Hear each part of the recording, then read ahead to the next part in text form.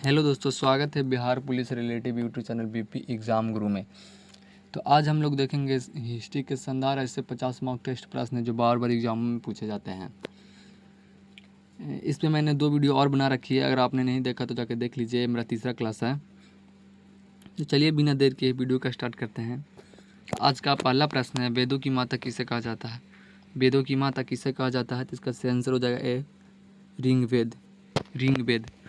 दूसरी प्रश्न है, हड़प्पा सभ्यता में प्रयुक्त लिपि किस प्रकार की थी? हड़प्पा सभ्यता में प्रयुक्त लिपि किस प्रकार की थी? तो इसका सही आंसर हो जाएगा सी, चित्रलिपि। तीसरी प्रश्न है, वैदिक काल में सभा और समिति क्या थे? वैदिक काल में सभा और समिति क्या थे? तो इसका सही आंसर हो जाएगा सी, राजकीय परिषद। चौथी प्रश्न है, चित्र त्रिपिटक किस भाषा में रचित है? त्रिपिटक किस भाषा में रचित है? तो इसका सही आंसर हो जाएगा सी, पाली भाषा में। कौन सी भाषा में? पाली भाषा में। पंचशील का सिद्धांत किसने दिया? पंचशील का सिद्धांत किसने दिया? तो महात्मा बुद्ध ने। किस गुप्त सम्राट ने अश्वमेध यज्ञ किया? किस गुप्त सम्राट ने अश्वमेध यज्ञ किया? तो इसका सही आंसर हो जाएगा बी, समृद्ध गुप्त ने। सातवीं प्रश्न है, मृदा राक्षस नामक ग्रंथ किसने लिखा? मृदा राक्षस नामक ग्रंथ किसने लिखा? तो इसका सही आंसर हो जाएगा डी,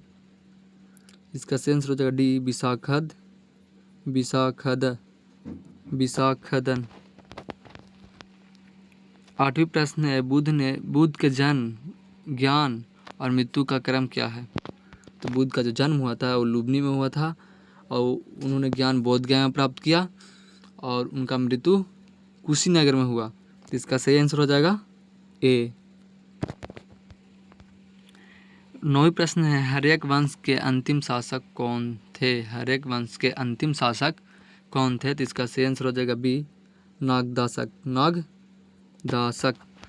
10वीं प्रश्न है, कौन सा राज प्रयाग प्रशंसा के लिए प्रसिद्ध है? कौन सा राजा प्रयाग प्रशंसा के लिए प्रसिद्ध है? तो इसका सही आंसर हो जाएगा ए, समुद्रगुप्त।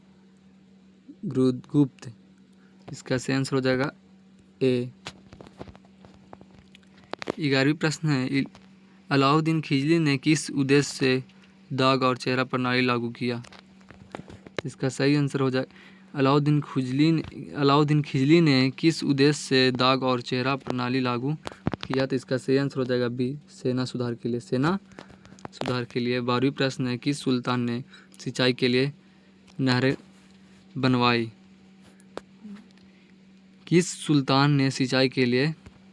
बनवाई? तो इसका सही आंसर हो जाएगा बी, फिरोज शाह तुगलक ने सिंचाई के लिए नहरें बनवाई थी। 13वीं प्रश्न है, किस शासक ने सबसे पहले सिक्कों का कलमा खुदवाया? तो इसका सही आंसर हो जाएगा ए, इल्तुतमिश। 14वीं प्रश्न है, मुगलों ने वंशपदारी प्रणाली किसके समय शुरू किया? मुगलों ने वंशपदारी प्रणाली किसके समय शुरू की? तो इसका सही आंसर हो जाएगा सी, अकबर के समय। अकबर की नीति सुलह ए-कुल असाए क्या था?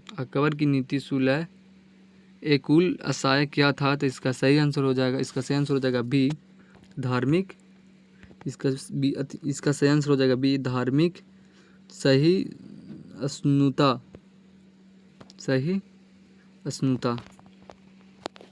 16वीं प्रश्न है, सिकंदर लोदी ने किस भाषा को राजकीय भाषा बनाया?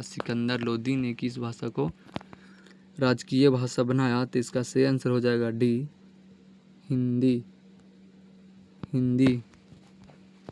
17वीं प्रश्न है, शेरशाह सूरी का असली नाम क्या था? तो इसका सही आंसर हो जाएगा बी, फरीद खां। असली नाम क्या था? फरीद खां। 18वीं प्रश्न है, रानी दुर्गावती किस राज्य की शासिका थी? रानी दुर्गाबाई किस राज्य की शासिका थी? तो इसका सही आंसर हो जाएगा बी। इसका सही आंसर हो जाएगा बी, गोंडवाना। 19वां प्रश्न है, बीजापुर के गोल गुंबद का निर्माण किसने करवाया? बीजापुर के गोल गुंबद का निर्माण किसने करवाया? तो इसका सही आंसर हो जाएगा ए, मोहम्मद आदिल शाह। 20वां प्रश्न है, किस मुगल बादशाह को जिंदा पीर कहा जाता था? किस मुगल बादशाह को जिंदा पीर कहा जाता था? तो इसका सही आंसर हो जाएगा सी, औरंगजेब को। 21वां प्रश्न है, दयानंद सरस्वती ने किस धर्म सुधार आंदोलन की शुरुआत की? दयानंद सरस्वती ने किस धर्म सुधार आंदोलन की शुरुआत की? तो इसका सही आंसर हो जाएगा बी, आर्य समाज। 22वां प्रश्न है, भारतीय राष्ट्रीय कांग्रेस की स्थापना किस वर्ष हुआ?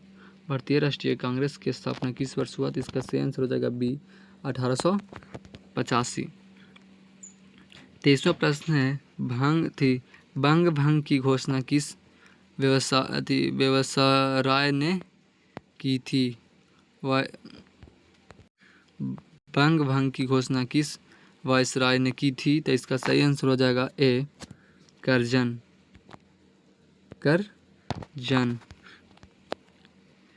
24वां प्रश्न है, हिंद स्वराज पुस्तक किसने लिखी? हिंद स्वराज पुस्तक किसने लिखी? तो इसका सही आंसर हो जाएगा बी, गांधी जी ने हिंद स्वराज पुस्तक लिखी थी। 25वां प्रश्न है, किस क्रांतिकारी ने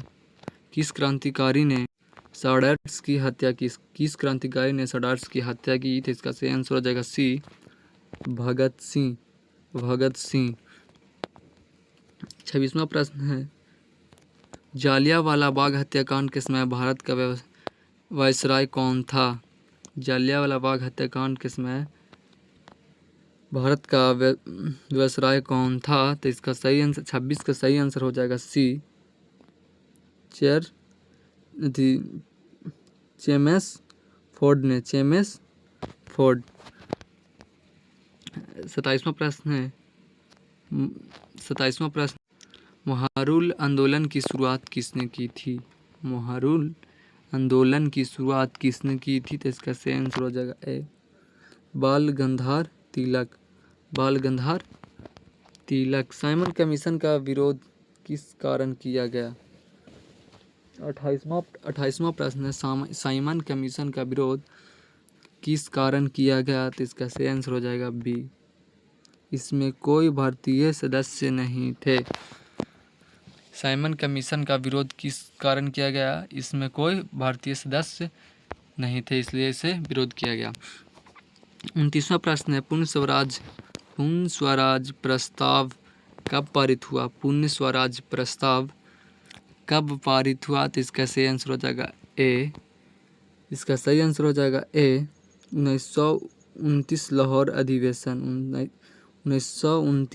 अधिवेशन।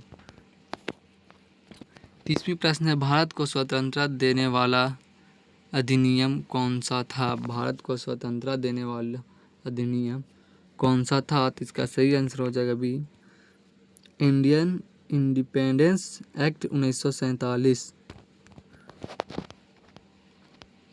31वां प्रश्न है, पाटलिपुत्र का प्राचीन नाम क्या था? पाटलिपुत्र का प्राचीन नाम क्या था? तो इसका सही आंसर हो जाएगा सी, पुष्पुर।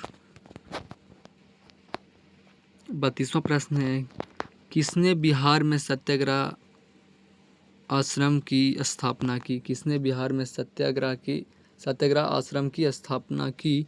तो इसका सही आंसर हो जाएगा बी, गांधी जी। 33वां प्रश्न है, कौन सा जिला नील आंदोलन से संबंधित है? कौन सा जिला नील आंदोलन से संबंधित है? तो इसका सही आंसर हो जाएगा बी, चंपारण। 34